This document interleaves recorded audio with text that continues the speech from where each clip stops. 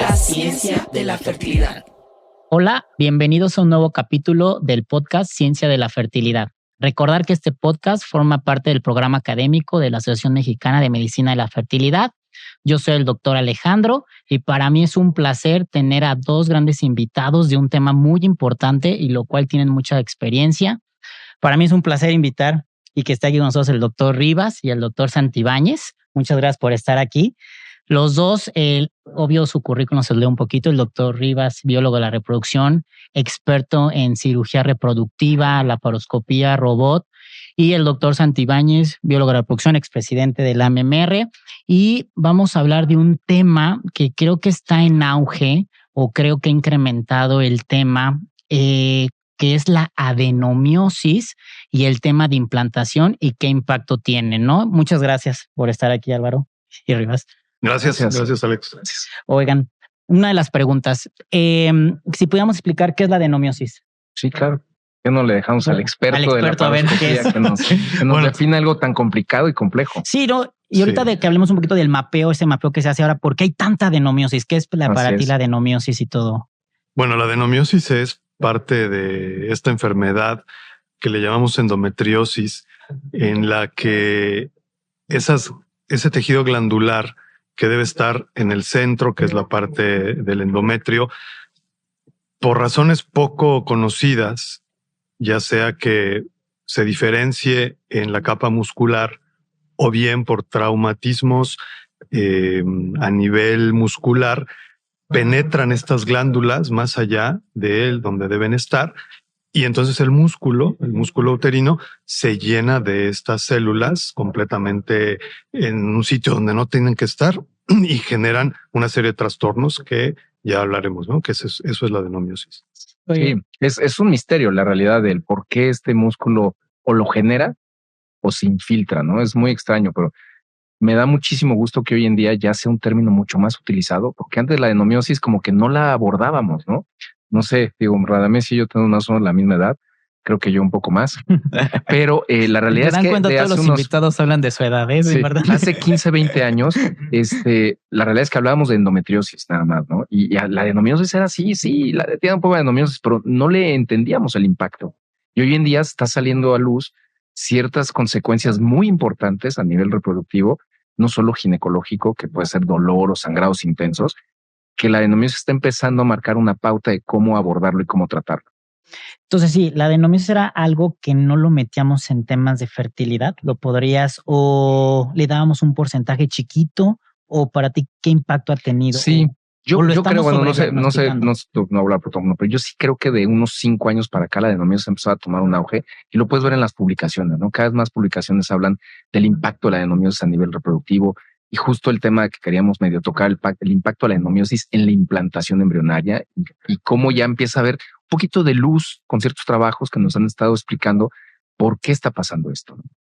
Oye, Rivas, la pregunta es, actualmente dentro del protocolo de infertilidad analizamos la parte anatómica, ¿no? Y nos están reportando esa parte de adenomiosis. La pregunta que nos hacen siempre es la paciente, ¿hay tratamiento para la adenomiosis? Bueno, eso sí, bueno, hay tratamiento paliativo, ¿no? Es que siempre preguntan, me cansa adenomiosis, ¿qué sigue? Porque no es lo mismo la paciente que a lo mejor apenas va a buscar el embarazo o la que vamos a ver que es falla en implantación. ¿Hay tratamiento? ¿Se opera? ¿No se opera desde tu punto de vista? Es interesante eso porque entonces ya metiéndonos perfectamente a la anatomía de la enfermedad, habría que diferenciar primero el tipo de adenomiosis, porque hay una adenomiosis que es muy difusa, en la que el músculo uterino está completamente infiltrado, lleno de estas glándulas anómalas, o bien hay sitios focalizados. En la medida de la suerte quizás de cada mujer, entre más focalizada esté la adenomiosis es mejor para poderla extirpar. El problema será aquellas pacientes que tienen una adenomiosis difusa, ¿no? Donde está toda la pared o parte de la pared anterior o posterior completamente llena de adenomiosis. Eso sí que es un desafío muy, muy importante, ¿no? Y yo creo que toda esta modernidad, todas estas cuestiones que nos alcanzan, ayudan también al diagnóstico, como lo mencionaban. El hecho de tener y contar ya con una resonancia magnética muy simple para poder verificar y planear lo que vayas a hacer de acuerdo a este tipo de problema, ¿no? Con una resonancia. Sí, en cuanto al tratamiento, como siempre en la endometriosis hay que abordar a la paciente de dos maneras, ¿no? La ginecológica, es decir, la que no está buscando reproducción, que está teniendo muchos síntomas, como dolor o sangrados intensos, y la que va para temas reproductivos, ¿no? Y como bien dice Radamés, el adenomioma que le decíamos o cuando está concentrado el tejido, pues es mucho más sencillo, relativo, porque cuando te metes a operar esto, digo, yo no soy experto en laparoscopía, pero operamos por mala desgracia muchos años de esto y que entrabas pensando muchas veces que eran miomas medio degenerados y eso, y era un adenomioma y es un desastre. No tienen cápsula, se desgarran, no los puedes como jalar bien como el mioma, ¿no? Y entonces la reconstrucción es mucho más complicada. Y en la difusa, pues estas técnicas de resección, que es donde dejas como la corteza del útero y quitas todo el músculo y lo vuelves a reconstruir, híjole, quedan bien difíciles. Son reconstrucciones bien difíciles que los expertos de la laparoscopía como Radamés hacen y son un reto. Pero en cuanto al tratamiento, creo que bien decías, ¿a quién? Pues un poco a quien tenga síntomas. ¿Cuántas pacientes no vemos que le haces un ultrasonido? ¿Ves? La de ellos no tienen nada. O tienen 25 años y ¿qué le vas a decir? No, ni modo que le operes el útero por eso. Simplemente dar aviso, tener tu file, saber que lo tiene y que ella vaya entendiendo esto, ¿no? Pero sí es bien difícil decir a quién lo operas. Oye, Álvaro, aprovechando que era el tema, uno de nuestros cocos es el tema falla en implantación. Yo te pregunto dos cosas. ¿Para ti existe falla en implantación? Una de las preguntas, sí, muy buena, primera pregunta. Y segundo, en tu experiencia en falla en implantación, ¿qué abordaje tiene la adenomiosis? O sea, ¿qué impacto tiene? Si nos podrías explicar por qué la adenomiosis se relaciona con falla en implantación. Como los miomas, ¿no? El tipo de mioma, la localización y eso. No sé si... Fíjate que recientemente, de un par de años para acá, yo un poco cambiado mi punto de vista del tema de la implantación, porque todos los trabajos que se publican que dicen que no hay, que es cuando ponen un embrión euploide tras otro y tras otro y tras otro y siempre mantienen la tasa de euploidía, descartan a todas estas pacientes. O sea, son úteros perfectos, úteros sanos, no están trabajados, no son miomectomías, no tienen adenomiosis. O sea, entonces si te pones a ver, dices, ok, pues sí, la pareja perfecta, donde solamente estás trabajando con embrión, que el único problema es el embrión, no tienes otro tema, pues claramente es sencillo decir, pues vamos a seguir neceando poniendo un embrión tras otro. Pero cuando empiezas a tener estos pacientes que tienen adenomiosis, últimamente se han publicado algunos trabajos que tienen que ver con el receptor de progesterona en la adenomiosis y que lo vuelve resistente a la producción de la receptividad endometrial en esas mujeres con adenomiosis, porque las mujeres con adenomiosis también, no se te ha pasado, Radamés, cuando haces una histeroscopía, que ves como quistes de inclusión de endometriosis en el endometrio. Muy raro. O sea, sí. Como que dices, ¿cómo si este es el endometrio? Tiene como una bola y lo abres y es tal cual, como la bolita de sangre con hemosiderina, tal cual un mini endometrioma en el endometrio.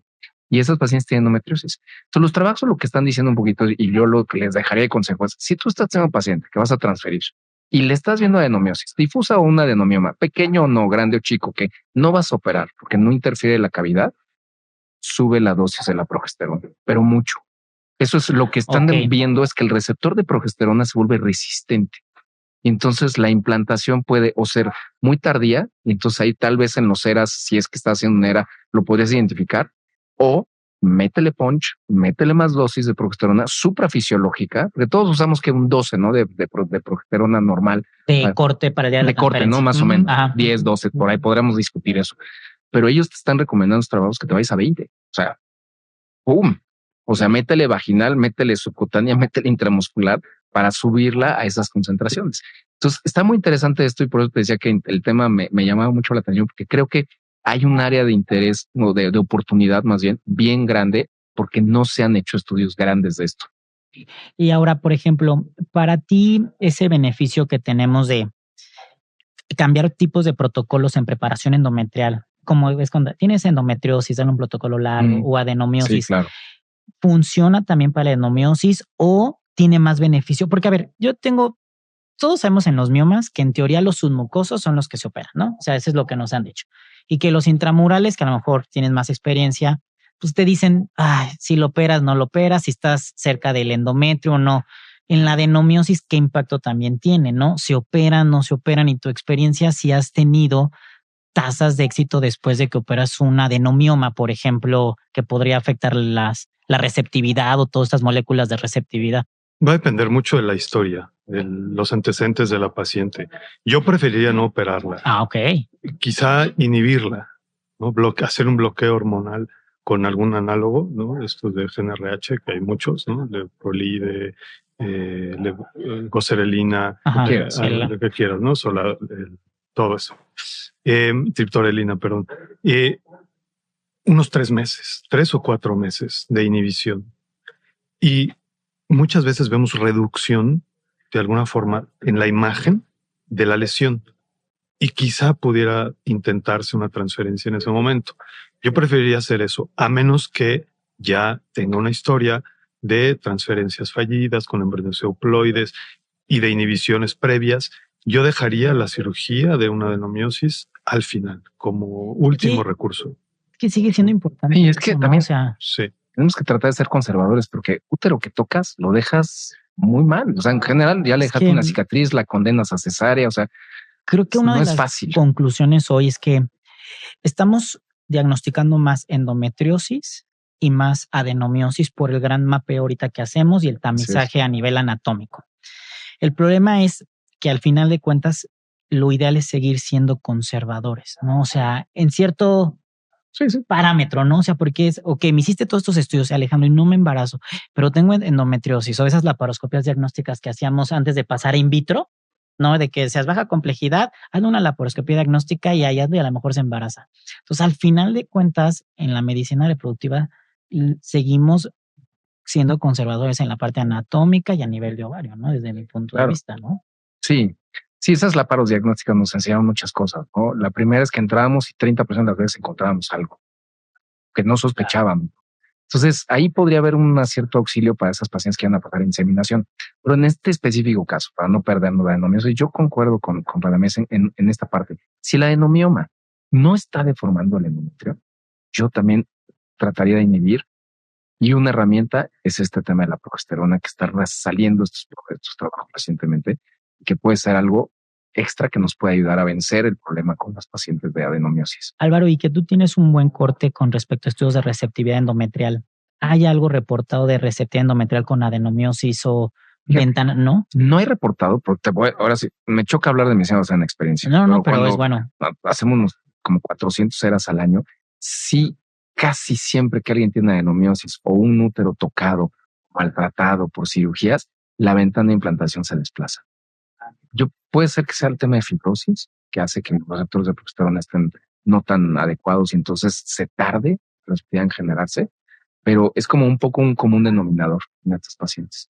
Entonces, pues bueno, yo en estos pacientes pues les recomiendo hagan el ERA para un poco guiarse y también para tranquilizar a la paciente, porque el ERA, independiente de que tal vez salga normal o no, es el único estudio de manera objetiva que le hizo una mujer. Tú generas lo que en teoría debes de generar para recibir. No eres tú. Es encontrar el momento o el embrión adecuado. Pero aquí con la adenomiosis cambió el algoritmo, es decir, sí hay una afección, sí podemos intervenir, que eso es lo más interesante, tener una intervención efectiva que es subir progesterona. Entonces, creo que para nosotros hoy en día se va abriendo este campo, la endometriosis, cada vez estamos pudiendo abordarla mejor, entenderla y por eso tratarla mejor. Perfecto. Bueno, pues es un tema importante. Nada más para concluir, porque tenemos pocos minutitos. Radamés, ¿alguna conclusión tú como cirujano en reproducción con respecto tips? No, y como para pacientes, esa parte siempre es, ¿me opero, no me opero? Porque es muy frustrante cuando alguien no se puede embarazar y ven algo a nivel anatómico, algo que nos pudieras como concluir en tu experiencia de adenomiosis como tal. Bueno, que si la paciente ha estado ya sometida a varios tratamientos previos, quizás sí sea una buena idea que tome una opinión de un cirujano reproductivo. No siempre la adenomiosis está sola, se acompaña quizá de algunos implantes extra a nivel peritoneal o de endometriosis un poco más profunda o a nivel ovárico. Entonces una laparoscopía no sería mala idea inicialmente, ¿no? Sobre todo por la historia. Dependerá mucho de la edad, pero también hay que ponerle en una balanza. Tampoco es que hay que operar a todas. Entonces habría que ver edad, qué otros antecedentes tiene, qué otros factores que pudieran acompañarlo. Y el estudio de imagen es muy importante. Siempre yo recomiendo hacer una resonancia magnética simple para tener un poco más de idea y formarse un panorama, sobre todo para planear su cirugía. ¿Toda paciente para infertilidad del protocolo necesita una resonancia de mapeo? Bueno, yo ahora... ¿Con adenomiosis? En general. En general. No lo sé. Yo estoy haciendo mapeos de endometriosis por ultrasonido. No creo. Lo tenemos ahí. O sea, uno de los socios de la clínica se puede entrenar en esto. Entonces, lo tengo en el consultorio de lado. Pues literal, cuando veo cualquier cosita sí los paso, pero no a todos se lo pedimos. Y la resonancia, pues también es como difícil, pues por costos, ¿no? Aunque si fuera el mundo ideal sin costo, sí, yo también se la pediría. O sea, te da muchísima información. Oye, Álvaro, y nada para terminar, entonces, también, ¿qué podremos concluir entonces de la importancia del adenomiosis y falla en implantación? Yo mi consejo es, si tienen ya pacientes así y ya las van a transferir y ven que tienen adenomiosis, suban en la progesterona. En lo que averiguamos si sí o si no, los artículos también interesantes y parece que sí influye mucho en el receptor de progesterona. Más progesterona no le hace daño. Nunca le ha hecho daño a nadie. ¿Cómo subes la progesterona? ¿Vaginal? Nosotros damos vaginal 800 miligramos, pero la suplementamos con subcutánea. Porque intramuscular creo que es muy agresivo. O sea, es muy incómodo. Y alcanzada. Sí. ¿Tú crees que hay un tope superior de la progesterona? A nivel vaginal, no. En sangre, sérico. No, porque ve las progesteronas naturales, están en 40. O sea, una mujer en una ovulación normal llega hasta 40 de progesterona, ya que está en fase implantatoria o logra implantar. El cuerpo lúteo produce una cantidad de progesterona que nunca alcanzamos nosotros. Entonces, yo creo que el tope está para llegar a él. Vaginal, si hay un límite, yo creo que arriba de 800 miligramos vaginal ya no va a subir. Entonces, agrégale otra vía. Va. Pues perfecto. Pues muchas gracias a nuestros invitados por estar el día de hoy y les agradecemos por estar presente en este capítulo de este podcast Ciencia de la Fertilidad. Muchas gracias. Gracias a ti, Alex, gracias a la MMR.